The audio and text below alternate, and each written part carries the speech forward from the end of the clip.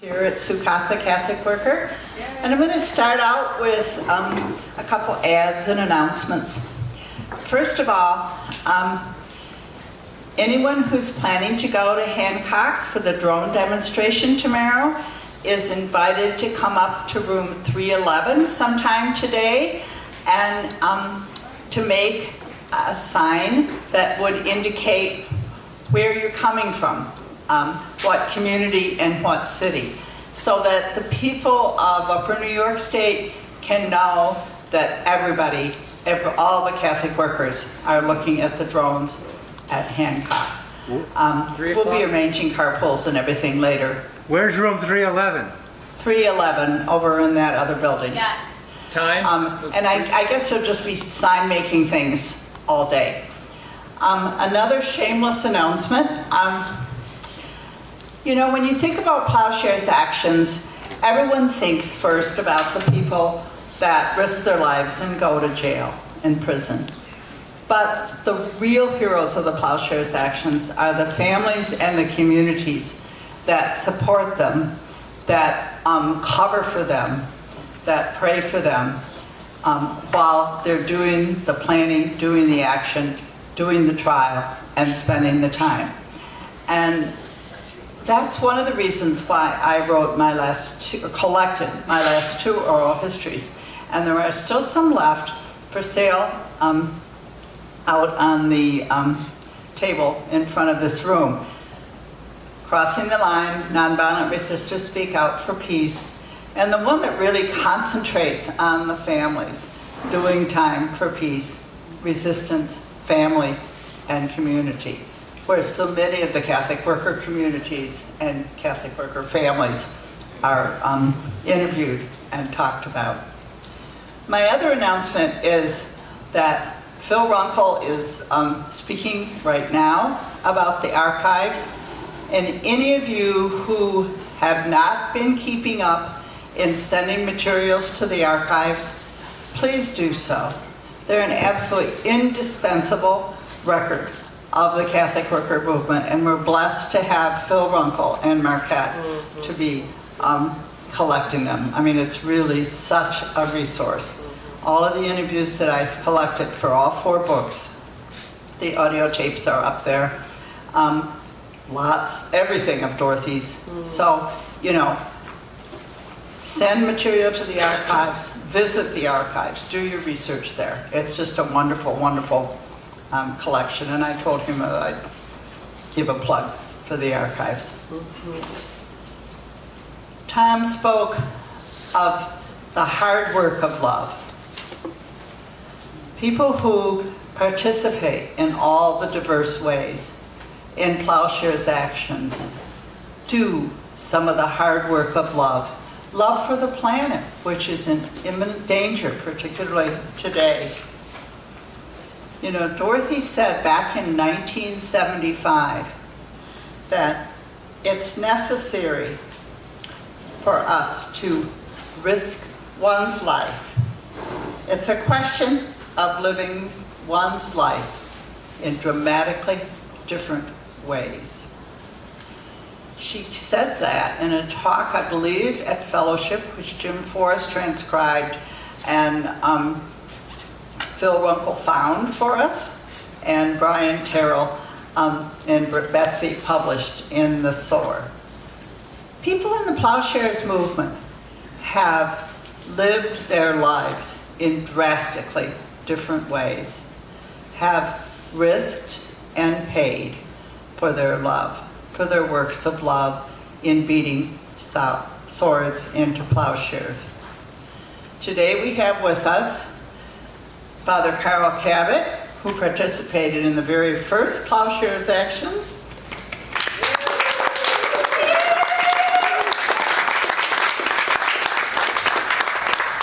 And probably a million or so since then. I tried to count them up and I lost track, because he still goes to nuclear plants by himself, sometimes dressed as a clown, because it is a clownish world we live in. And we also have with us Frank Cordaro, who went in a really well-publicized plowshares action, and I'm blanking on the name. Just, God's a medal, that's it. Yeah, right. And the nuns, God bless them. And All right. here he is, pouring blood on Noah's plain. Kathy Boylan, who couldn't be here with us today. Sharon Nepstead said that a large percentage of plowshares people had spent time in a Catholic worker house. Using Art's book, I did pretty inaccurate kind of research and figured out that at least 47 people are listed in this book, and that doesn't include the last two plowshares actions, as being members of Catholic worker communities, either when they did the action or subsequently, have spent time in Catholic worker houses. I mean, plowshares is deep into the Catholic worker movement. No matter what you're feeling about plowshares, it's very much a part of our movement and remains so today. The latest plowshares, and I'm not going to go into a tremendous amount of detail, there's wonderful information right out there, and we're going to be hearing about it a little later in this session too. But everyone in that plowshares movement is associated in some way with the Catholic worker movement. Patrick O'Neill, whose spouse is going to be reading greetings from him, founded the Catholic worker. Mark Koval, who and I have some wonderful greetings that Luz sent to me from Mark, founded a Catholic worker. Martha Hennessy, Dorothy's granddaughter. Carmen Trotta, who's been at the New York House for years. Claire Kelly, who participated in the Griffiths plowshares and is doing her second plowshares and has been an important member of the Ethically Catholic Worker for years. Claire Grady. Claire Grady. Yeah. Steve Kelly, who, everybody knows him as a Jesuit, but he's an intimate member of the Redwood City Catholic Worker community. So this latest plowshares, Kings Bay, is and Liz McAllister, who is, again, one of the early and later members of the plowshares movement, all very intimately related to the Catholic worker. For this panel today, we've asked three people to share what their plowshares action was and why they did it, what called them to be plowshares activists. And we're going to be going from latest to earliest. So I'm going to start with reading something that Mark Koval wrote particularly for us. And Stephen Kovasa transcribed it from those little postcards. That is all that they're allowed to write to. At the end of this session, we're going to talk about what you can do to help the Kings Bay plowshares. So that'll be the last thing that we'll talk about after our presentations and questions. So this is from Mark. Spoiler alert. I think plowshares actions are a good idea. It's comforting to know that a discussion on direct disarmament is part of the agenda for the National Catholic Worker Gathering in Rochester, marking 85 years of the movement. And a delightful information to be invited to offer some encouraging words. Since having my toys taken away and being sent to my mom some months ago, I've made it a habit of praying with the Sunday Gospel passage, reading from the lectionary, and sometimes writing brief reflections on them. As it happens, The passage before me this week, Mark 6, 7 to 13, provides a perfect opportunity to consider plowshares as an outgrowth of the Catholic worker movement. I understand that this is a matter of debate for some of us. I also recognize and bow to each of the many other spiritual and ethical paths that have led people to take up Isaiah's hammer. In no way should their voices be diminished. With that said, this offering is articulated within the parameters of a Catholic worker approach, which seems appropriate for the occasion. And then he quotes from Mark. Jesus summoned the 12 and began to send them out, 2 by 2, and gave them authority over unclean spirits. He instructed them to take nothing for the journey but a walking stick. They were, however, to wear sandals, but not a second tunic. He said, "Whenever you enter a house, stay there until you leave from there. Whatever place does not welcome you or listen to you, leave there and shake dust off your feet in testimony against them." So they went off and preached repentance. The 12 drove out many demons, and they anointed with oil many who were sick and cured them. And this is Mark again. An instructively odd aspect of Mark's account of the disciples on that first missionary journey is that Jesus sends them forth without a mission. There's some detailed instructions, but they don't include a message, what its content might be, or even that they are supposed to preach at all. While they are given authority over unclean spirits, it's not clear what, if anything, they're supposed to do with that authority. What they are told essentially is this: go somewhere with somebody, stay in this place, and be poor. If you're like me, that's pretty much what you told your family you were doing when you quit your job and joined the Catholic worker. And it didn't go over very well. But isn't that exactly what the Catholic worker gets right? Isn't this where the power of our witness finds its source? In our own way, we recover what the churches seem to especially lose through the centuries, namely, that the starting point of evangelization is not preaching or teaching or baptizing or casting out demons. It is hospitality. In fact, I believe Jesus was so certain his disciples would forget this, that when he sent them out, he made sure they wouldn't be able to survive, much less take on any kind of mission, without having to depend on the hospitality of others.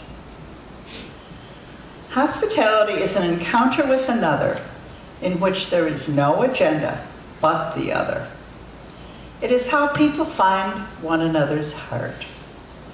In the Catholic worker, we have seen and continue to know that when hospitality is practiced daily and mindfully among the poor, it can lead to the heart of a people's struggle. And that is where Jesus is found. That is where the gospel gets preached. That's where an evangelization rooted in solidarity can take hold in the world and transform it. That is where communities find the power to name and cast out the unclean spirits that torment us all. In this way, Plowshares has become for me an extension of the common table at Amistad. That's his Catholic worker house.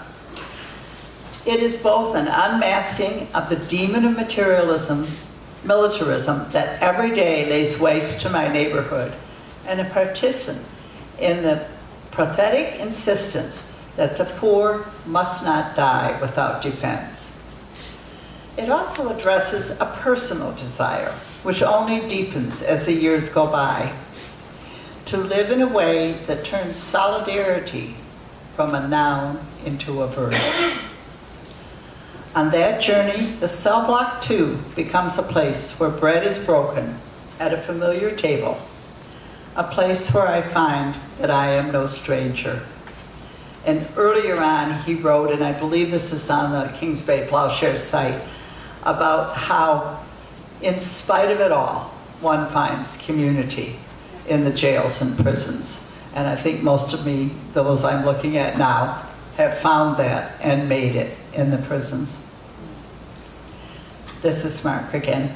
For the purposes of your deliberation this weekend, it should be noted that at the table I'm currently sharing, the question of property damage is inherently violent, has yet to be raised by anyone.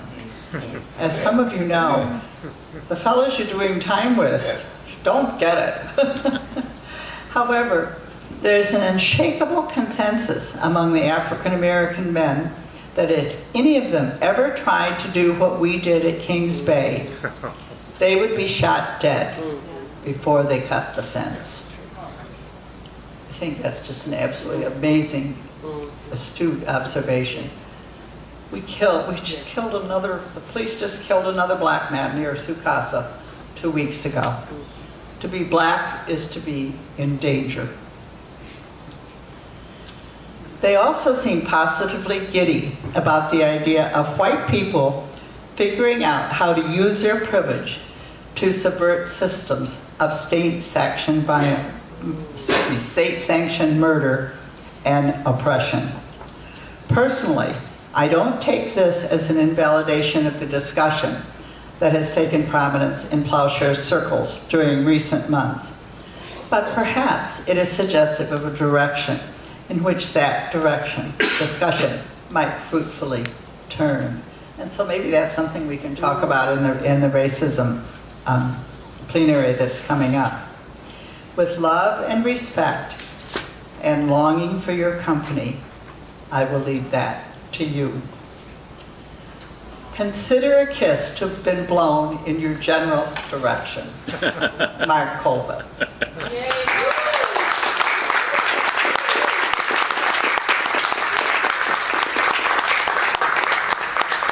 Steve Kelly also sends his love and humility and insists that he is fine despite the noise at Kings Bay.